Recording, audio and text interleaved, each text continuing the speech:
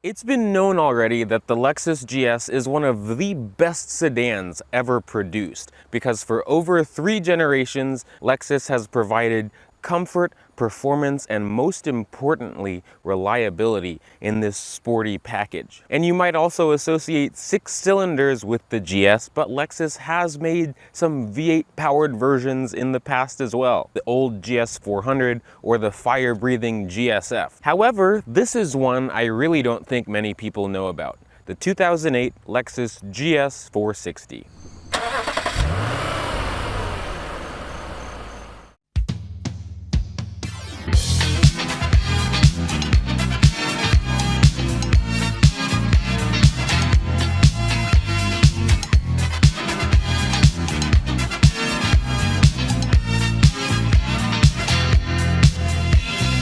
Hey, it's good to see you. Now welcome to the 3rd generation of the Lexus GS, also known as the 3GS or the S190 generation of Toyota and Lexus's Grand Sedan. The 3rd generation Lexus GS was sold from January of 2005 to the very end of 2011. Of course, over the years it was given a facelift, which actually happens to be the 2008 model year, and all 3 GSs were built in Toyota's Tahara plant in Japan.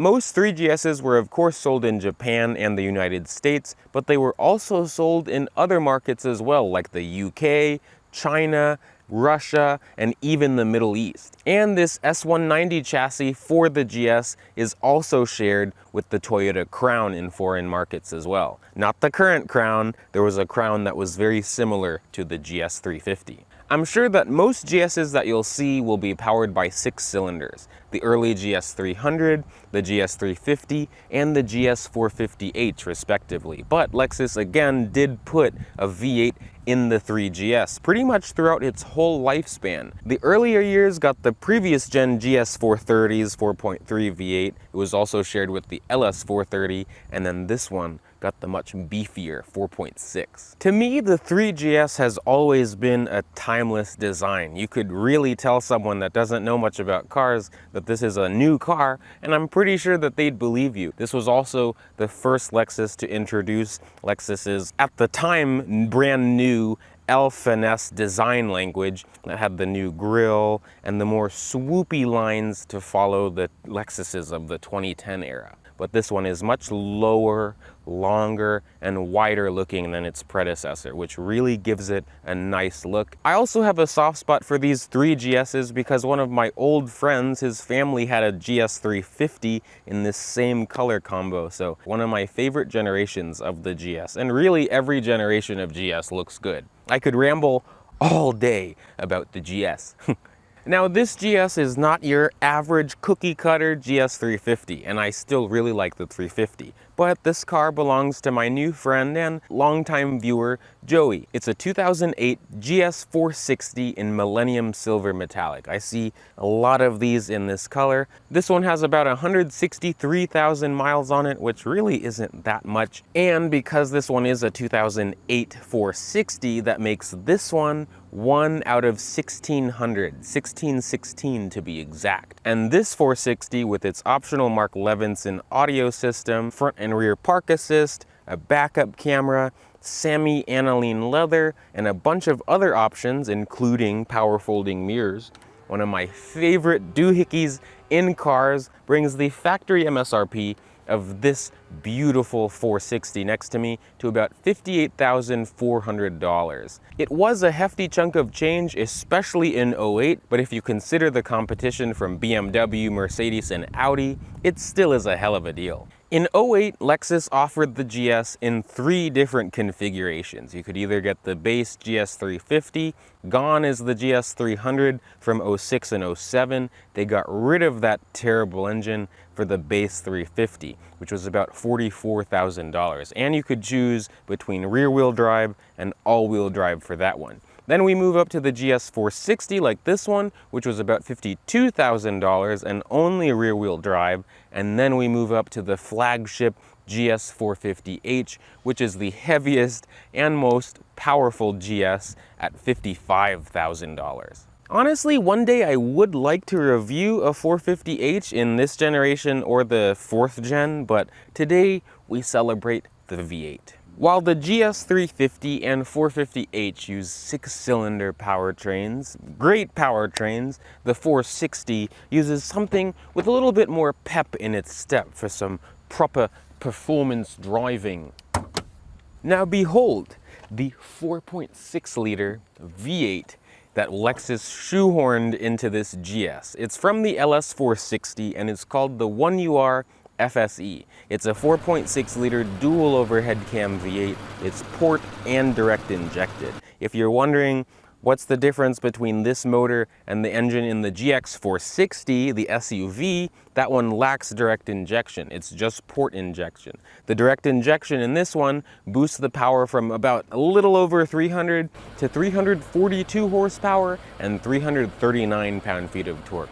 Very strong and smooth power figures, and sure, a little bit behind something like an E90 550i, but you have almost all the same fun with the reliability on your side. This engine is paired to an 8-speed automatic transmission, which was only paired with the V8 in the GS, and that gets this 3,900 pound vessel to 60 miles an hour in just about 5.5 seconds. It's actually a little bit slower than the GS 450h though, at 5.2 seconds. Will you really notice a difference? I'm not sure, but this one is really the one for performance and speed.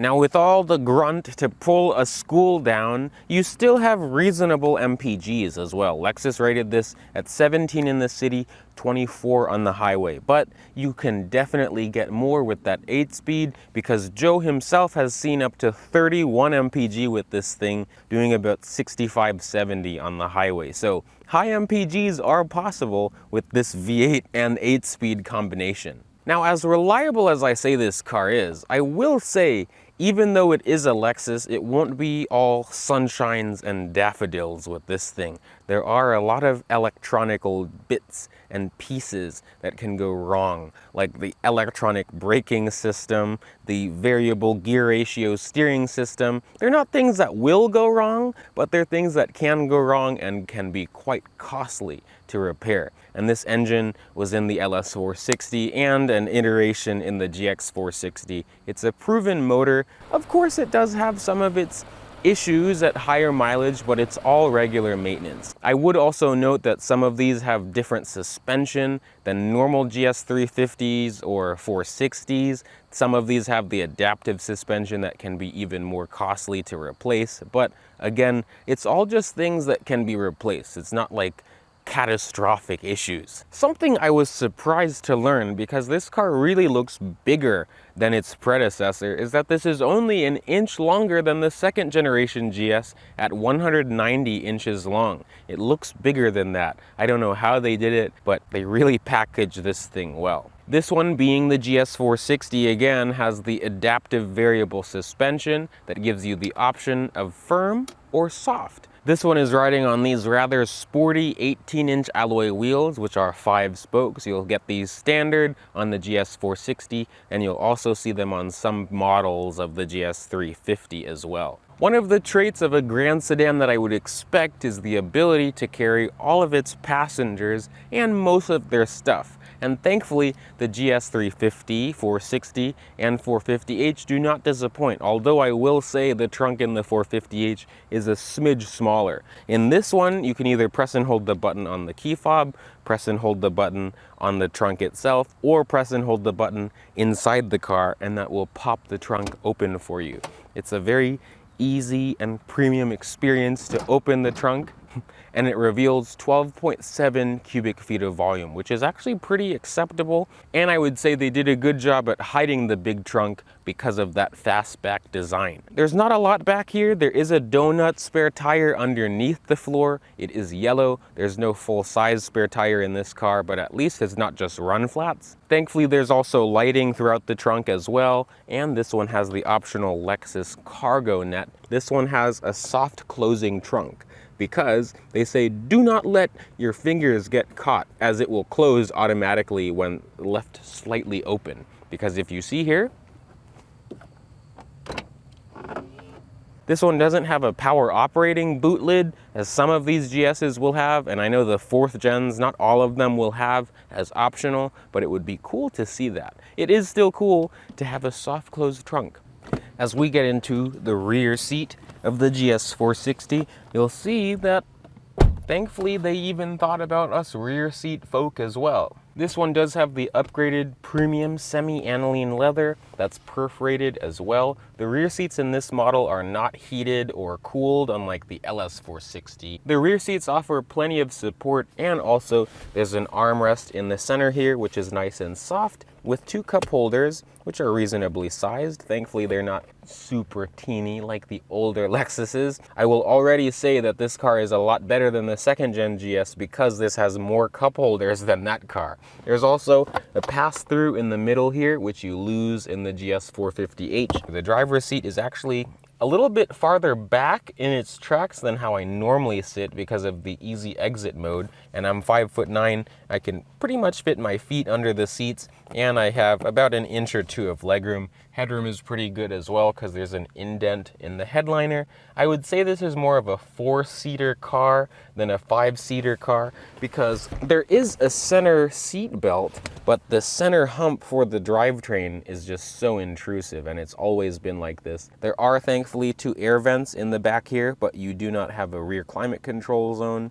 You also have an ashtray, which kind of is an ashtray, but it looks like more of a coin holder nowadays. The door cards in the back feel nice. Everything is soft touch leather from the top of the door card to the armrest, even to the very bottom of the door card. Among the other many amenities, I would like to mention the rear sunshade, which is power. There is no button back here to control it. It's only in the front of the car, but when you put the car into reverse, it'll go down automatically so you can see. This is the seat that we've all been waiting for. The front seat, of course, and it is quite nice up here. First of all, this is the key fob for the 3rd gen GS. This follows in the theme of the Lexuses of this era with the smart key system as well. Very nice looking key, but because you have this smart key system, you can keep this key anywhere inside the car, your pocket, or your purse if you like, and then you can just put your foot on the brake and press the start button to go.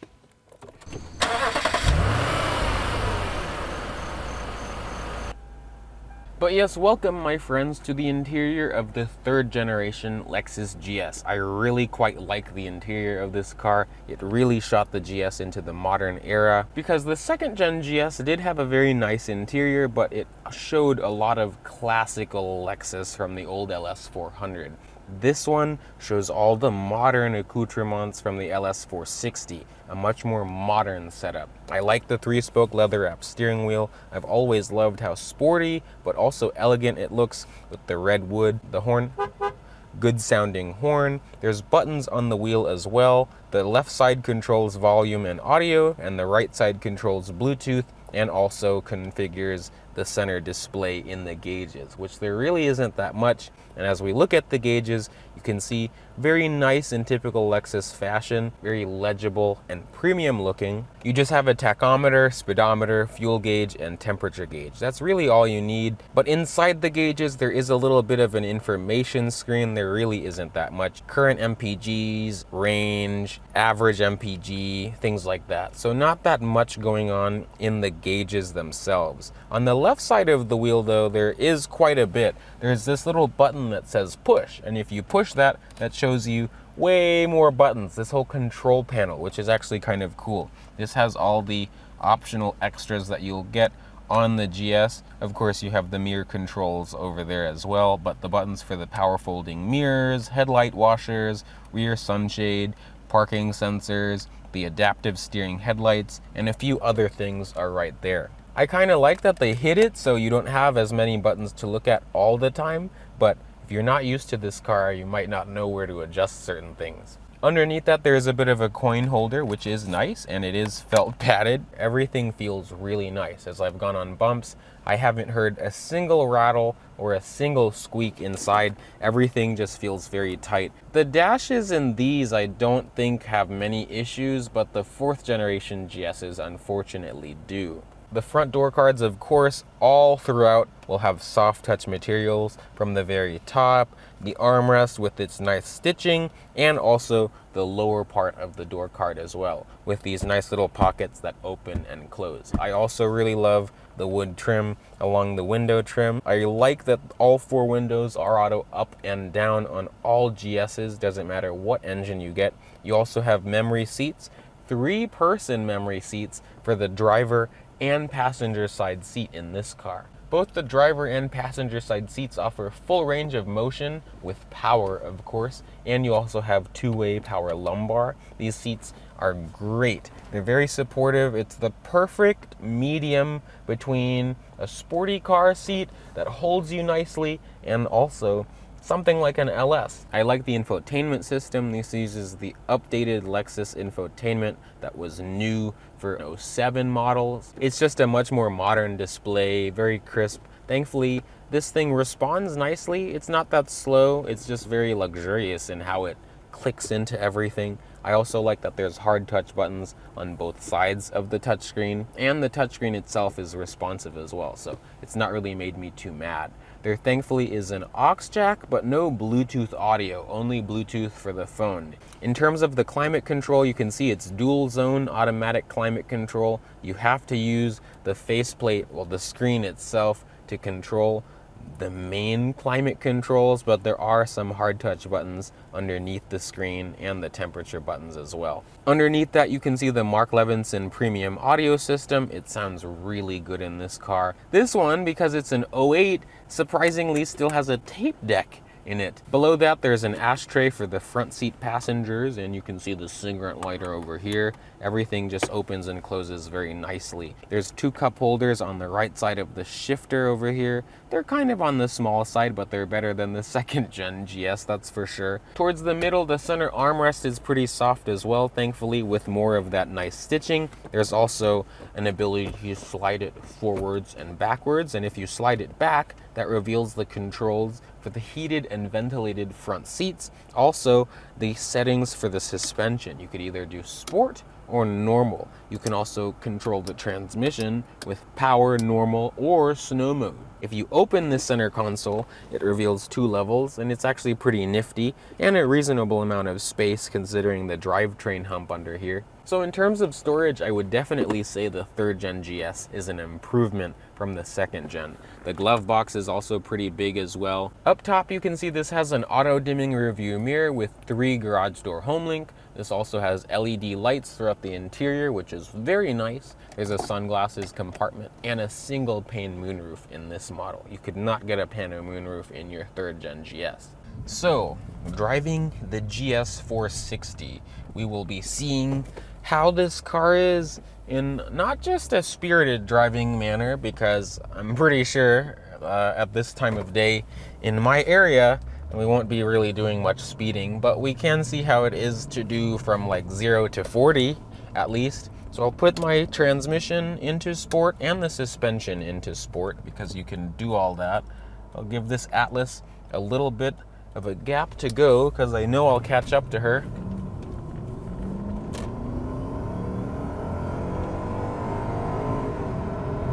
Wow, okay, and let's see. Wow, okay. It's very flat around corners. In sport, because this is a big body car, I would kind of expect it to have a little bit more body roll and more body movement, but the adaptive suspension really controls it. It doesn't completely eliminate it, but you feel the steering is more responsive. Unfortunately, I'll put myself back into normal mode for both the trans and the suspension because you can see it's more normal driving right now, but it's nice. This doesn't seem like it has a lot of low-end grunt. It seems like most of its power is at the higher end of the rev band. While I'm behind these NPCs, you can see that the GS 460 is still very excellent at doing NPC things just as well as the other NPCs. I really like the transmission in this. It shifts smooth, it's very seamless. I don't feel any sort of delay or hiccups or, fuss from the trans. So it really has been tuned quite well for this engine. I like the throttle response in this car. The throttle response in the older GS 430, like the second gen, like my old car, if anyone's following, I really did not like that. This is a lot better even in normal mode. And then when you put the transmission into power mode, it really feels even more responsive. If you're looking at an old GS, I'm getting a little sidetracked, but if you're looking at an older GS with the V8, get the 400 because that's better. I'll always say that. But the 460 is still very good too. In normal mode, the body has minimal movement under hard braking and cornering like this. These people are pretty scared of these turns because we're doing only about 30, which is nothing for this car. The V8 is very smooth at lower speeds, like you can see. It's very quiet, so refined. I can tell it is a different engine from the GX 460's motor. This is definitely the LS's engine. It's much more refined and has a little bit more open power, it feels like, than the 1UR FE. So I should be front of line here. I'm gonna put the transmission and the engine in sport mode. I don't have much of a high speed area, but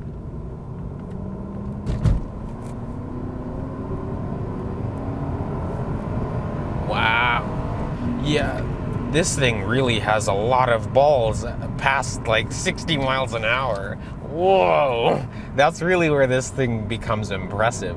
The highway is really this car's strong suit, it seems like. In sport mode, in the suspension, on this road, it's a little bit rougher. I can feel, like I get bounced around just a little bit more, but nothing that I'd be complaining about. The car just feels a little bit more direct and planted. I kind of want to do a bit of an acceleration run from a stop. I do see that there's a car coming up behind me, but I'll be able to get away from them pretty quickly. Okay, ready?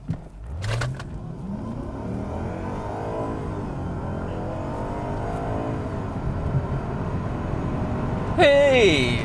Yeah, this thing has a crazy amount of power. The brakes, I don't know, maybe they just have to get warmed up, but I see the electronic braking system kind of has a bit of a delay to it. So if you really wanted to hustle with this, it's not really the type of car to be doing time lapse with on your favorite back road. I mean, it's fun. We'll see a little bit in a second how fun it is, but I'm not that convinced by the brake pedal. It just feels a little bit like a delay. That's the thing with electronic braking systems, but otherwise it's not bad. It's only like I only felt the weirdness when I was first getting onto the brake pedal. It's something you have to drive the car to really experience. Around these park roads, it takes the corners well. It's very sharp and direct steering. I really like that there's not that much body roll. I really, unfortunately, have to say I'm not that crazy about the brake pedal if you're driving it in a more performance-minded mindset. I know it's a big sedan and a big GS, but I mean, like, it's a sports sedan, so you should be able to hustle it. And the brake pedal, there's a lot of force in the brake pedal, but it's not like I'm getting the response and the exact stopping power that I expect when I'm at such high velocity, if that makes sense. I'm going to check out my surroundings, put myself in power and sport once again, and then give it hell. Traction control.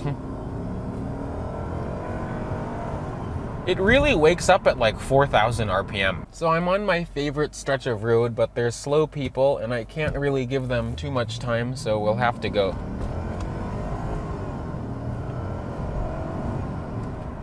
It shifts for you. Wow, it corners sharp. If you throw it in a corner, it really just takes direction like how you want it. Unfortunately, I'm stuck behind these slow pokes, so I probably will turn around, do this road again, and then we'll be done. Thankfully, when it comes to parking, this is a really maneuverable sedan. Great turning circle. It's very quick to do quick maneuvers. I just lost my chance.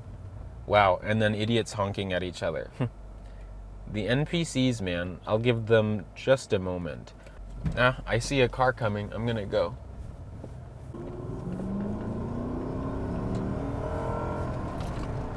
Wow. Okay, so you can't upset the car. I didn't get it loose. Thankfully, the stability control is on. It's just not like an all-wheel drive, of course. But it really corners well. It's just not as, I mean, it's a GS. It's a big sedan. It still feels like a big sedan when you're trying to hustle it. The straights are really where this car shines. And let's see. Wow. It's still good. Don't get me wrong. It still is very good. But if you're really trying to thrash this thing, it does still feel like a big sedan. That's the thing. But anything that this competes with will still feel kind of big. But here,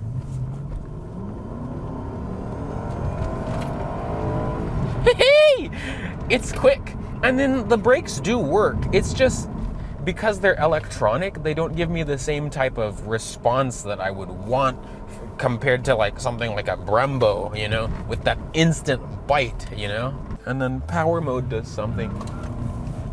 Go! It lost traction, that's why. There was a little bit of gravel where I was, that's why. But it gets up to speed well. It's a smashing car. It really is. Now to wrap things up, I already knew that I would have some fun with this car because I already like the GS.